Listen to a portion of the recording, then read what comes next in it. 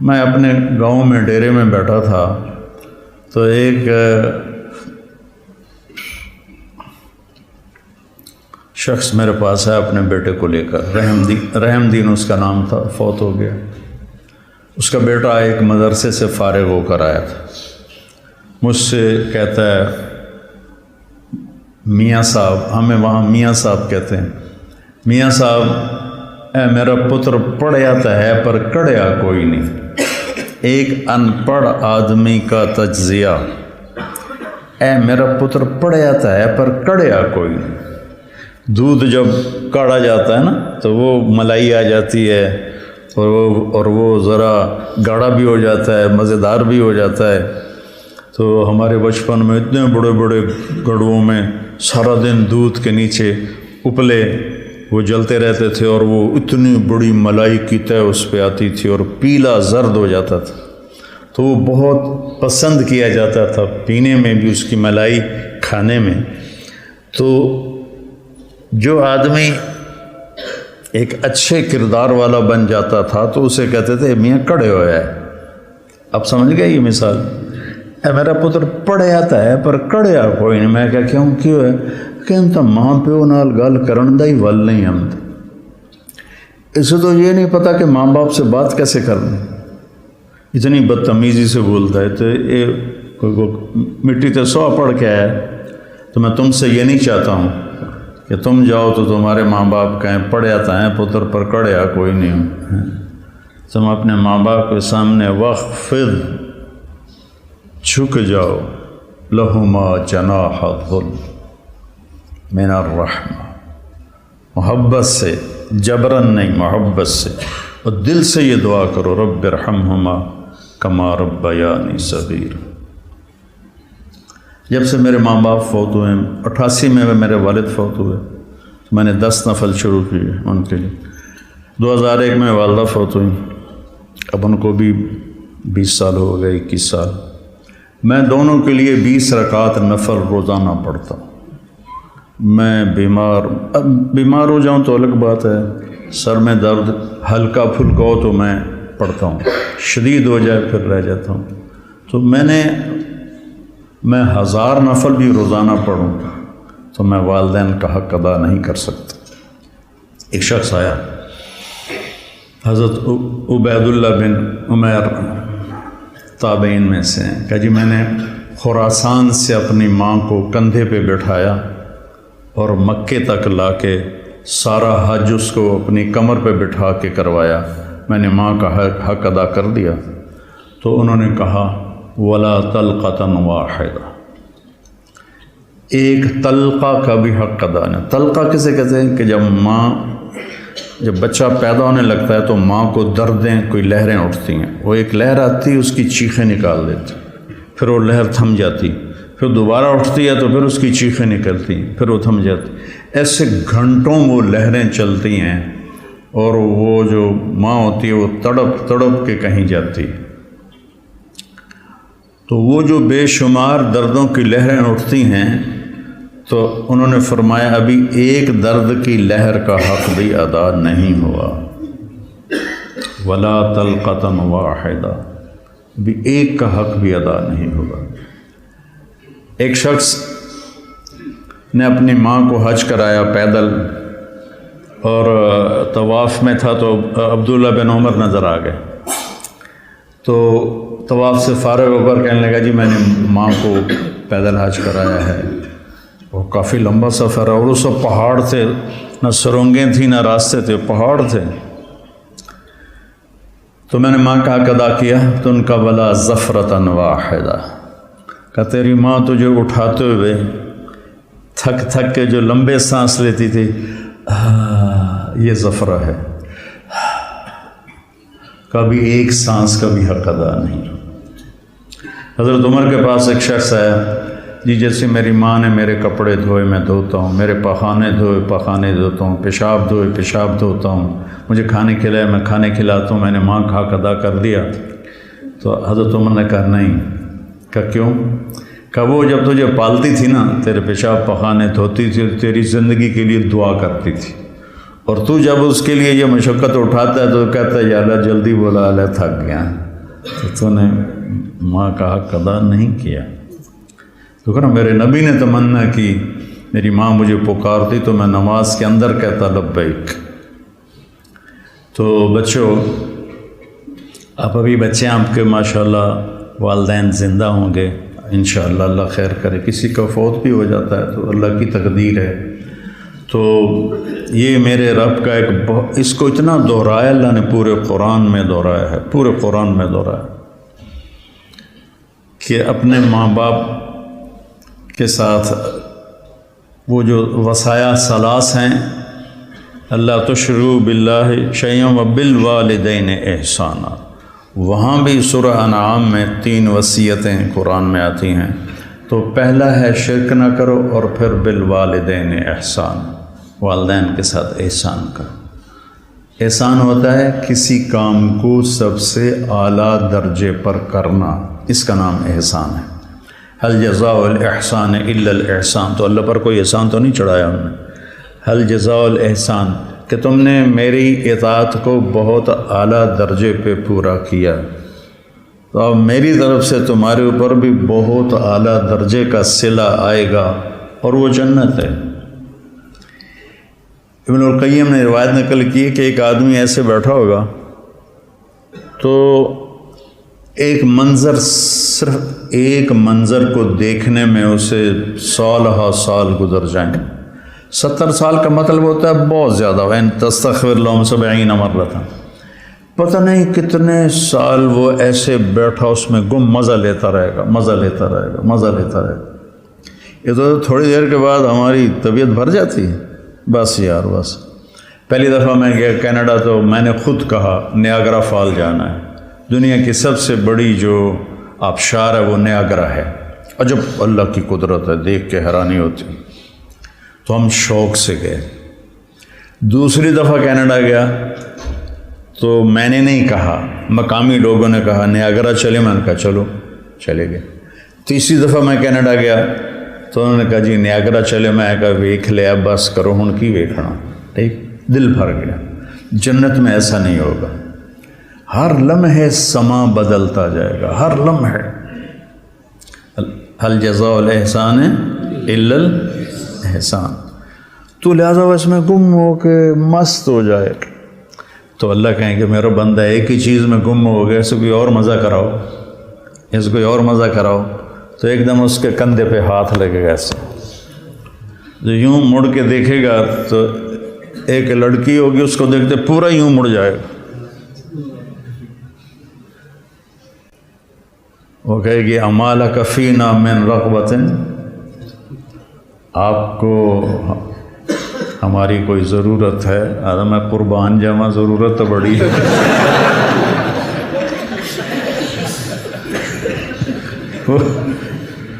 وہ کہے گا تو ہے کون، تو میری جنت میں سے نہیں ہے؟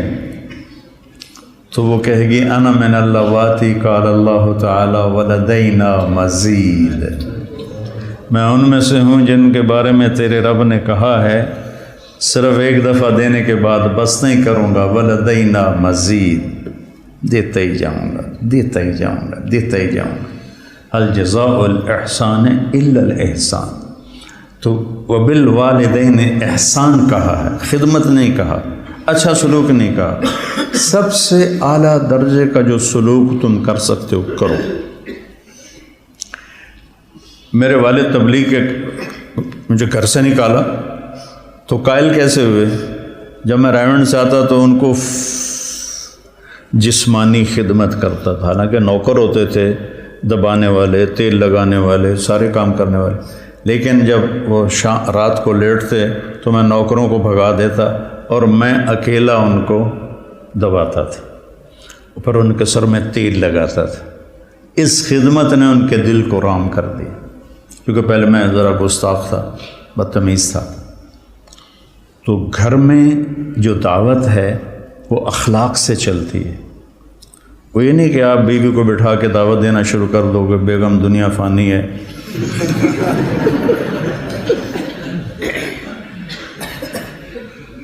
تو گھر میں جو آپ کا سکہ جمے گا، جھک جانے سے جمے گا۔ ماں باپ کے لیے چائے بناؤ، کپڑے دھو، ان کو دباؤ، ان کے سر میں تیل لگاؤ، ان کی آنکھ کا اشارہ سمجھو، تو میں سمجھوں گا کہ آپ نے صحیح قرآن پڑھا ہے۔ اور رشتہ داروں میں بھی زبان سے دعوت نہ دیا کرو، اپنے اخلاق سے، چونکہ رشتہ دار سب سے مشکل ہوتا ہے تعلق قائم کرنا رشتہ داروں میں۔ جب بھی تو اللہ نے اتنی آیات اتاری ہیں اور اتنی احادیث ہیں، تو اس میں سب سے مشکل ہوتا ہے رشتہ داروں سے تعلق قائم کرنا، کہ وہ رویے ٹکراؤ ہوتا ہے۔ تو اس میں آپ کے اخلاق، آپ کی تواضع، آپ کی عاجزی، کوئی ان میں سے بدتمیزی کرے تو آپ کا برداشت کرنا عموماً، اور والدین خاص طور پر۔ لیکن اس میں ایک بات کی احتیاط رکھنی ہے کہ کل کو اللہ آپ کی شادی کروائے تو شادی بیوی کے معاملے میں احتیاط کرنی ہے۔ آپ کے ماں باپ کا آپ پر پورا حق ہے، لیکن آپ کی بیگم پر ان کا کوئی حق نہیں۔ میں بچیوں سے بھی کہتا ہوں کہ تم اپنے ماں باپ کو چھوڑ کے آ گئی ہو، اب اپنے خامد کے ماں باپ کو اپنے ماں باپ بنا دو۔ اور خامد کے ماں باپ سے کہتا ہوں کہ تم نے اپنی بیٹیوں کی شادیاں کر کے روانہ کر دیا اور تمہاری حویلی خالی ہو گئی بیٹیوں سے، تو تم ایسا کرو کہ یہ جو بہو آئی ہے اس کو اپنی بیٹی بنا لو۔ جب اس کو بہو کی نظر سے دیکھتی ہو تو پھر تمہارے اندر حسد پیدا ہوتا ہے، غصہ پیدا ہوتا ہے۔ اسے بیٹی کی نظر سے دیکھو، یہاں تمہاری جگہ، اس بہو کی جگہ تمہاری بیٹی بیٹھی ہوتی تو تمہاری نظروں میں کیا پیار ہوتا۔ جب بیٹی کو تم نے روانہ کر دیا ہے، اب پیچھے یہ تمہاری بہو آ گئی ہے، تو اس کو وہی نظر دو جو اپنی بیٹی کو دیتی تھی، تو گھروں میں خوشیاں۔ تو ماں باپ کا تمہاری بیوی پر کوئی حق نہیں ہے، لیکن میں نصیحت کرتا ہوں بچیوں کو کہ خامد کے ماں باپ کو عزت دو، ان کی خوشی سے خدمت کرو، اگرچہ تمہارے ذمہ نہیں لیکن کرنا تمہارے لیے اجر و ثواب کا باعث ہے۔ اور بچی کے ماں باپ سے کہتا ہوں، دیکھو پوری ہدایہ جیسی کتاب میں بھی ساس کا کوئی حق نہیں لکھا ہو، ساس سسر کا کوئی حق لکھا، باب الخواخ ہے کوئی؟ کیوں جی مولوی زبیر صاحب، باب الخواخ کوئی نہیں ہے۔ خامد اور بیوی کے حقوق، اولاد کے حقوق، تو میری ذمہ اپنی ماں باپ کی خدمت ہے۔ میری بیوی خوشی سے تیار ہو جائے تو اس کا احسان ہے، اس کی نیکی ہے۔ زبردستی کر کے میں کروں ورنہ میں تجھے نکال دوں گا تو یہ ظلم ہے۔ ماں باپ کے کہنے پہ طلاق نہیں دینی، طلاق دے دو بڑی نافرمان ہے۔ اپنی بیٹی کے لیے کہتے ہیں وہیں رہو، وس کے رہو، ساڑھے کولنا ہمیں، اور بہو کو کہتے ہیں طلاق دے دو اسے، کسی کی بیٹی ہے۔ تو اس میں اعتدال کا راستہ اختیار کرنا یہ آپ لوگوں کے ذمہ ہے۔ اور جب بھی بیوی کی تمہیں شکایت سننے کو ملے، پہلے تحقیق کرنا پھر کوئی بات کرنا۔ عموماً شکایتیں غلط ہوتی ہیں۔ ایک ہماری رشتے میں پڑنانی تھی، رشتے میں مجھے ابھی پتہ ہی نہیں کہ وہ میری کیا لگتی تھی، تو وہ آئی میری نانی کے گھر، تو اندر پردیاں نال اس کی بہو پیچھے آ رہی تھی۔ میری نانی نے لیا، تو میرے کو پوچھنا ہے اے تھوڑا رنگ پیلا کیوں ہو گیا ہے؟ یہ انہوں سمجھا رہی ہے کہ تو میرے کو پوچھنا تھوڑا رنگ پیلا کیوں ہو گیا۔ اچھا، وہ میری نانی کا ان سے کوئی بانجی بھتیجی کا رشتہ تھا، تو انہوں نے کہا جی ٹھیک ہے جی نانی جی۔ وہ پیچھو بہو آ گئی، سلام دعا کے بعد وہ کہنے لگی خالہ جی تھوڑا رنگ بڑا پھکا پی گیا، ہاں نہ دودھ پلائندی ہے، نہ چاہ پیوائندی ہے، نہ انڈے کھوائندی ہے، نہ روٹی دا پوچھدی ہے، نہ پانی دا پوچھدی ہے۔ اگو وہ بھی تھی، یہ کودے 9 تو وہ کودے 13، سی کا بھائی بگھیرا، یہ کودے 9 تو وہ کودے 13، اگو اس نے بھی لے لیا ہاتھوں ہاتھ، ہر شے کھا جانی ہے تو علی پہ آنی ہے، میں تن کچھ نہیں پوچھ دیا۔ تو بیٹا یہ ایک زندگی ہے جو میں کوشش کرتا ہوں کہ آپ وہ زندگی سیکھیں۔ کیف عاملہم بھی اسی لیے نصاب میں داخل کی کہ آپ کو پتہ چلے کہ زندگی گزارنی کیسے۔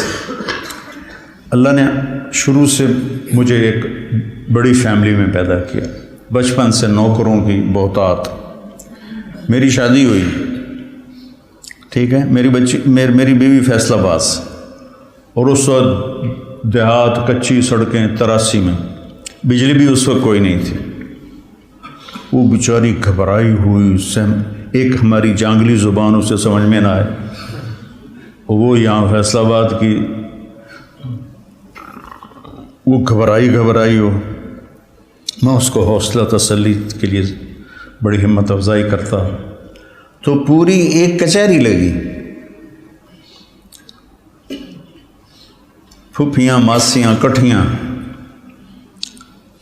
اچھا، میری ماں کو میرے والد چولہے پہ نہیں بیٹھنے دیتے تھے، زیادہ سے زیادہ یہ تھا کہ وہ جب سالن پک کے آتا تھا تو وہ تقسیم کر دیتی تھی، ورنہ وہ بھی نوکرانی کرتی تھی۔ تو میرے والد یعنی میری ماں کا بڑا احترام کرتے تھے، وہ کہتے تھے نوکر کیڑے کس واسطے جے تم ہی چولہے تے جاتے بہ جانا، تم چولہے تے نہیں بہنا۔ تو اب یہ میں اپنی آنکھوں سے دیکھ کے پروان چڑھاؤں، 30 برس کی عمر میں میری شادی ہوئی، 30 سال میں نے اپنی ماں کو دیکھا کہ وہ چولہے تے نہیں ہوندی۔ میری ماں کو روٹی بنانی نہیں آتی تھی، کدی شوق نال بنے دی ادھی دے جاندی کیوں کبھی بنائی جو نہیں۔ اب مقدمہ ہو رہا ہے، ماں تیری چولہے تے سڑدی پئی ہوندی ہے تے بیوی تیری ٹھک کے منجے تے بیٹھی ہوندی۔ یہ میرے گھر میں ہو رہا ہے،